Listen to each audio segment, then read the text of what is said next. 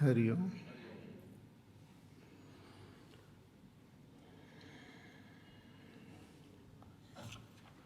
So, janma karma cha me divyam evam yo vetti tattvataha tyaktva deham punarjanman naiti mameti sorjuna. Bhagavan tells Arjuna that one who recognizes my divine birth and divine action, that person will also become free. Tattvataha, in essence, one who recognizes this secret will become free. And what is this great secret? That though being unborn, he appears to take birth, taking the help of Prakriti, and with his own Maya, Bhagavan appears in various forms as avatar. The whole world, that way Bhagavan is always present. Ishvara is always present as the world and as all of us.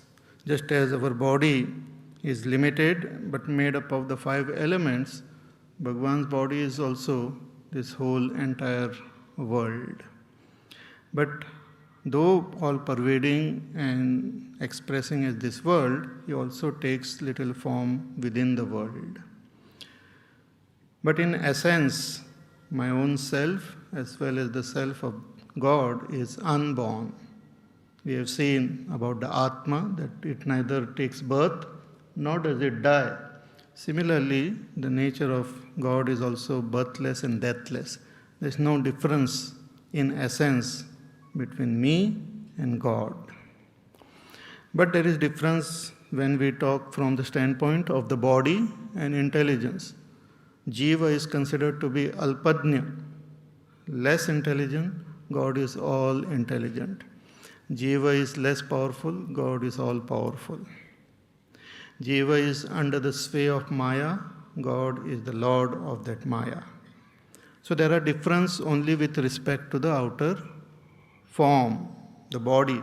But in essence, we are one. Just as the wave and the ocean are different with respect to the outer form, but in essence, they are nothing but water.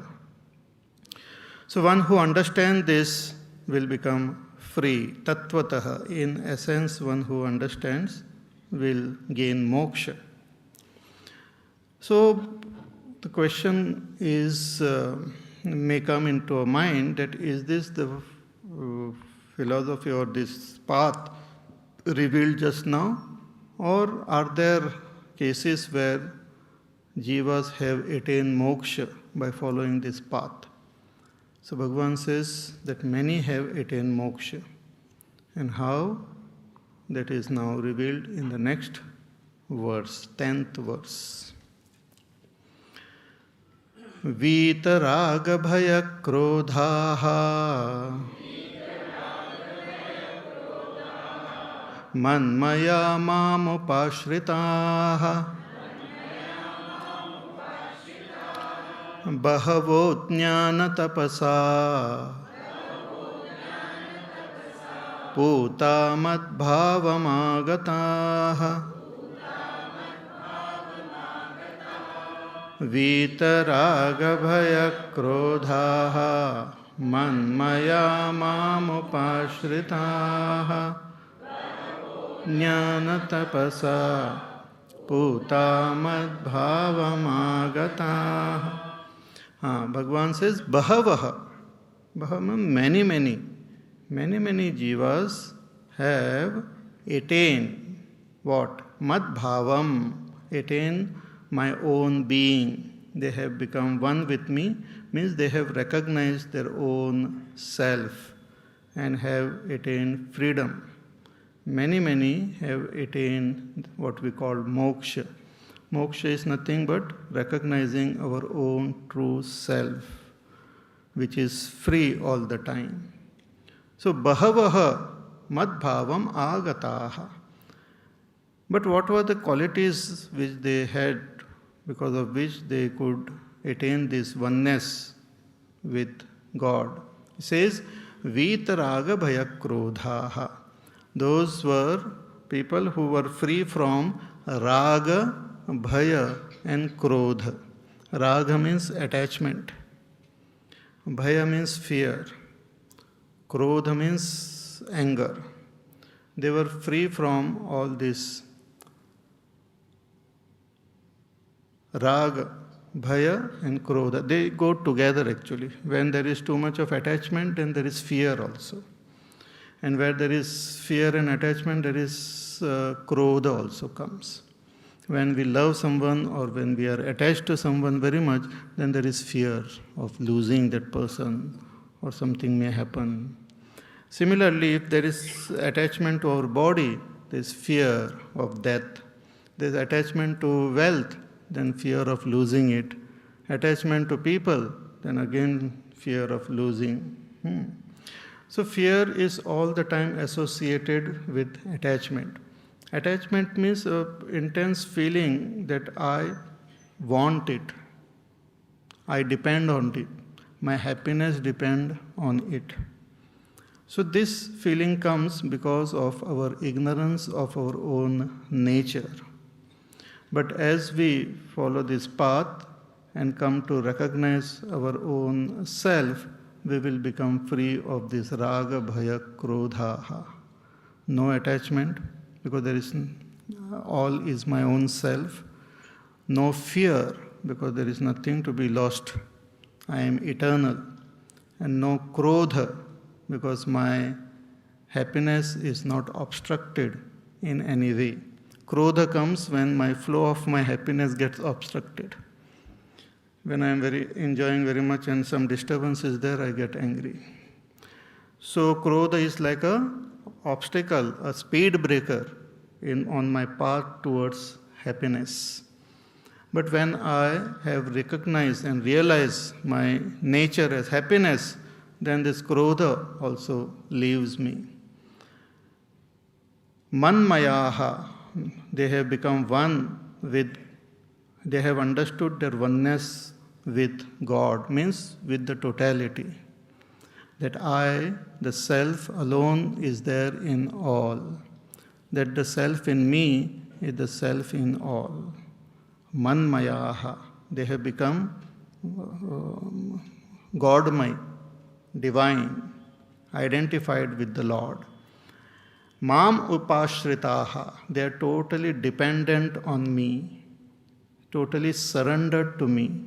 They have taken refuge in me. And how they could attain all this? Freedom from raga, bhaya, krodha, identification with me, total surrender to me.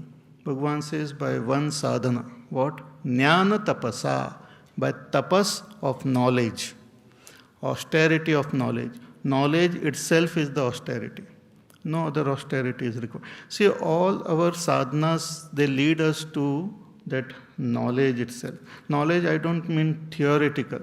In the beginning, it is theoretical, but ultimately, we have to gain the actual experience of our own self. That is called self-knowledge.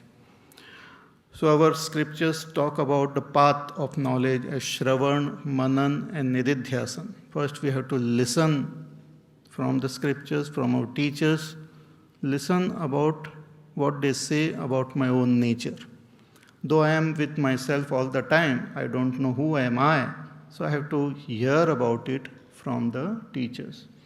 Then after hearing, I have to contemplate on it. That's called Manan, contemplate. So through contemplation, intellectually, I start appreciating who am I, what's my nature. And once this intellectual appreciation happens, then I have to meditate, means focus my attention, shift my attention to my own self, which I have understood through inquiry, through listening and contemplating. And this meditation will ultimately lead me into a state of absorption, which is called samadhi. And in that state of samadhi, I will recognize myself, by myself, in myself, as I am. So this is called jnana tapas. Before we reach the state of jnana tapas, we have to prepare our mind. that comes through karma yoga and other sadhana. But once we arrive at this jnana tapas, then that jnanam, knowledge itself, becomes the sadhana. So Bhagavan says this is not that one or two people have attained me, but bahavaha, many, through this process of jnanam have attained me. And they have, through knowledge, they have become pure. Putaha. Puta means totally become pure, no distraction of the mind. Distraction of the mind, impurities like raga, dvesha, kama, krodha, they are the impurities of the mind. So all these impurities have gone through knowledge. What is that knowledge? How to gain it? That also will come in this chapter. So you have to wait for some time. But that knowledge is such that it purifies our mind. Let us say we have anger. How can we remove that anger from our mind? By taking bath? It doesn't go. Sometimes it comes more.